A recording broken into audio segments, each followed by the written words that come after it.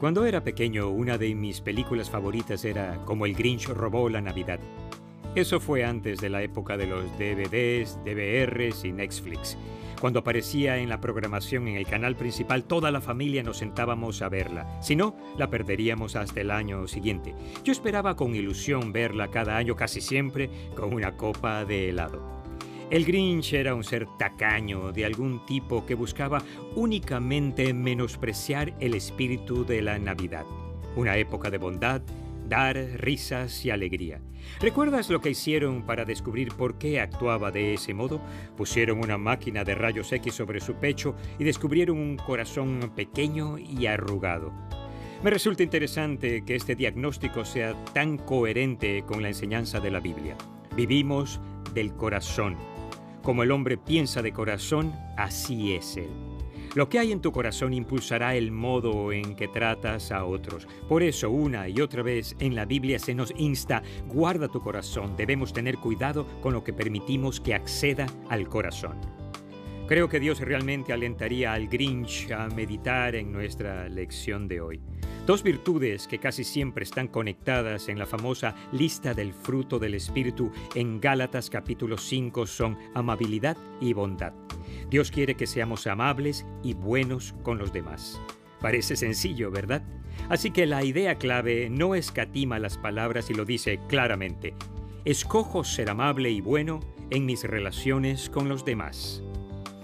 Me encanta el versículo clave de esta lección y te aliento a que lo memorices. Es uno de los más cortos, pero está lleno de un poder transformador. Aquí está. Asegúrense de que nadie pague mal por mal. Más bien, esfuércense siempre por hacer el bien, no solo entre ustedes, sino a todos. Yo siempre subrayo que cuando la Biblia usa palabras como nadie y siempre, tales palabras inclusivas llevan la virtud de la bondad a un nivel totalmente diferente, el nivel de una vida al estilo de Jesús. Nos fuerza a hacernos esta pregunta clave: ¿qué significa hacer lo correcto en mis relaciones? ¿Cómo lo sé?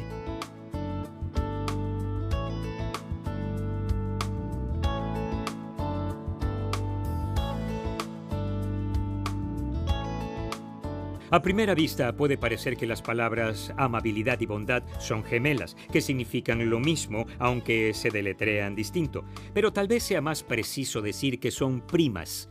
Estas dos palabras provienen de la misma raíz, pero tienen dos significados distintos. Démosle un vistazo al idioma original que usa el Nuevo Testamento para obtener una perspectiva de las palabras bondad y amabilidad. Aquí en Primera Tesalonicenses la palabra que Pablo usa para bien es ágatos, de ella que se deriva el nombre Ágata. La palabra ágatos se refiere a una belleza externa que proviene del interior de nuestro corazón. Denota un acto externo hacia otros que se genera primero a partir de un sentimiento moral de lo que es correcto y mejor para esa persona. Es la misma palabra que Pablo usa para bondad en la lista del fruto del Espíritu en Gálatas capítulo 5. La palabra que Pablo usa para amabilidad en Gálatas 5 es Crestos, que conlleva la misma idea. El seguidor de Jesús muestra amabilidad a los demás porque eso es lo que reside en su corazón. Como nuestros corazones aceptan las creencias de Cristo como la humanidad y la compasión, somos propensos a responderles de la misma manera que Él lo hace. Como seguidores de Cristo, el deseo de nuestro corazón es responder con actos externos de bondad hacia otras personas. Eso es Crestos o amabilidad.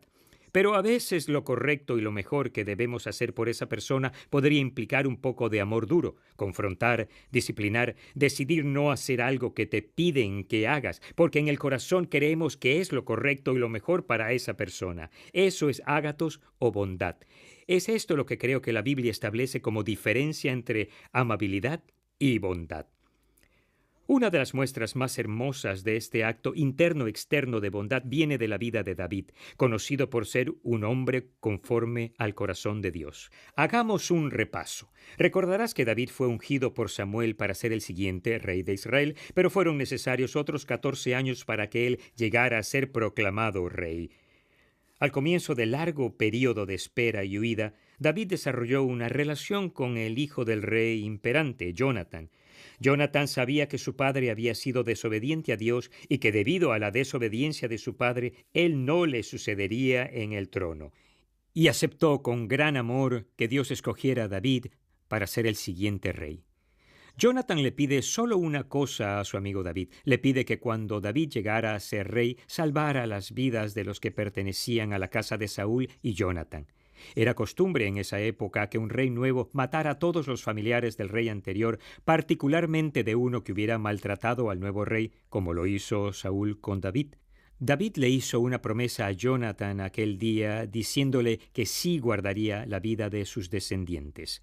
Avancemos ahora hasta la proclamación de David como rey de Israel. Hay muchas cosas en la lista de quehaceres de un nuevo rey: asistir a fiestas de proclamación, llevar puestas las ropas y coronas reales, construir palacios y tomar nuevos territorios. Pero cuando miramos la historia de David, que se encuentra en 2 de Samuel capítulo 9, vemos que uno de los primeros actos del rey David es buscar activamente en su reino para ver si seguían vivos los familiares de Saúl y de Jonathan.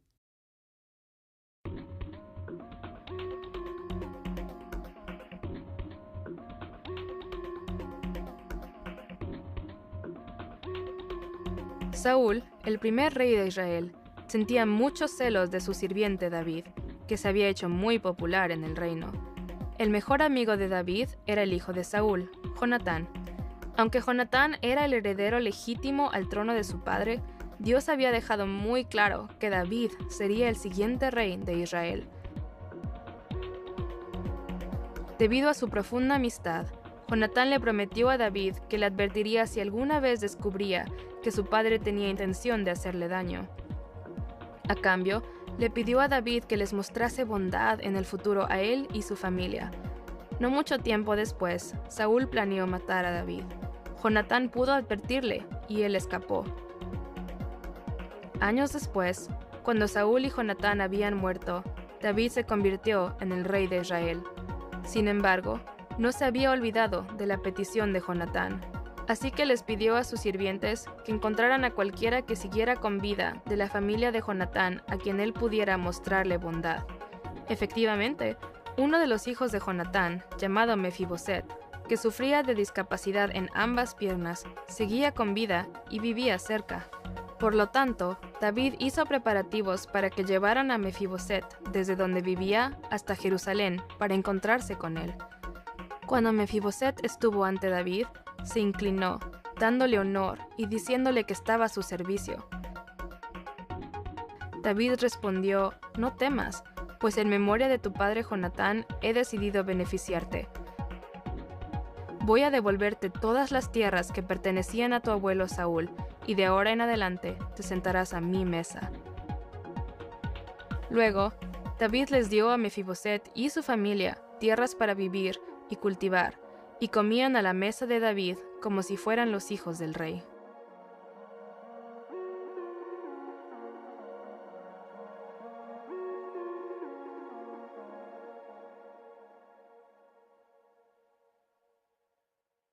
Vamos a profundizar en esta historia.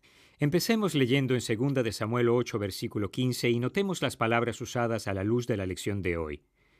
David reinó sobre todo Israel, gobernando al pueblo entero con justicia y rectitud. El rey David averiguó si había alguien de la familia de Saúl a quien pudiera beneficiar en memoria de Jonatán. Sus hombres encontraron a un familiar vivo, su nombre Mefiboset, y resulta que Mefiboset estaba lisiado de ambos pies. Cuando David supo dónde se hallaba, envió a sus hombres para que lo trajeran al palacio. Ya podrás imaginar lo que pasaba por la mente de Mefiboset. Seguramente debió haber pensado que el nuevo rey lo llevaría al palacio para dejarlo sin cabeza, en particular a la luz de lo que le había hecho su abuelo a David todos esos años. Habría corrido de haber podido, pero era un pato cojo, por decir algo. Leamos de ese encuentro desde 2 de Samuel capítulo 9, versículo 6. Cuando Mefiboset, que era hijo de Jonatán y nieto de Saúl, estuvo en presencia de David, se inclinó ante él rostro en tierra. «¿Tú eres Mefiboset?», le preguntó David. «A las órdenes de su majestad», respondió. «No temas, pues en memoria de tu padre Jonatán he decidido beneficiarte. Voy a devolverte todas las tierras que pertenecían a tu abuelo Saúl, y de ahora en adelante te sentarás a mi mesa». Mefiboset se inclinó y dijo: «¿Y quién es este siervo suyo para que su majestad se fije en él? Si no valgo más que un perro muerto». Pero David llamó a Siba, el administrador de Saúl, y le dijo: «Todo lo que pertenecía a tu amo Saúl y a su familia se lo entrego a su nieto Mefiboset. Te ordeno que cultives para él la tierra y guardes la cosecha para el sustento de su casa. Que te ayuden tus 15 hijos y tus 20 criados. En cuanto al nieto de tu amo, siempre comerá a mi mesa. Yo estoy para servir a su majestad. Haré todo lo que su majestad me mande», respondió Siba.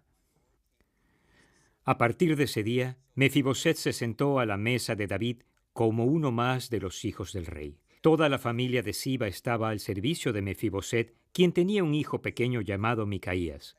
Tullido de ambos pies, Mefiboset vivía en Jerusalén, pues siempre se sentaba a la mesa del rey.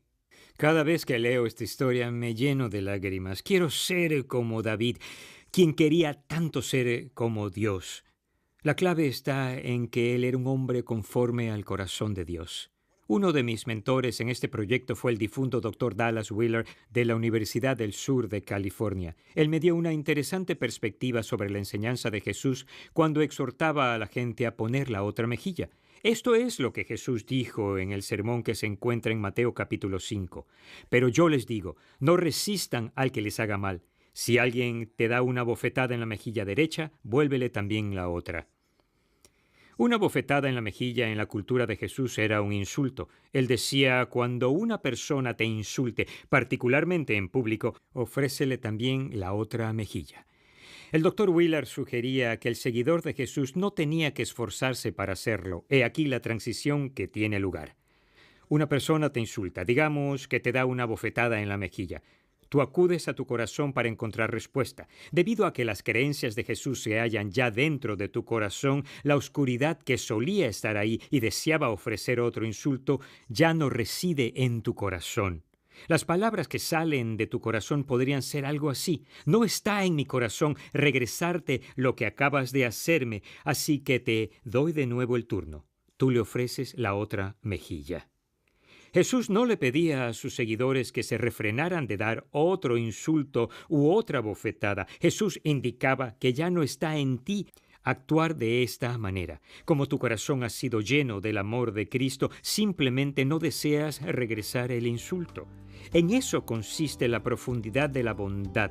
Proviene internamente del corazón y busca genuinamente hacer lo correcto en nuestras relaciones con los demás. Eso sí es transformación con T mayúscula.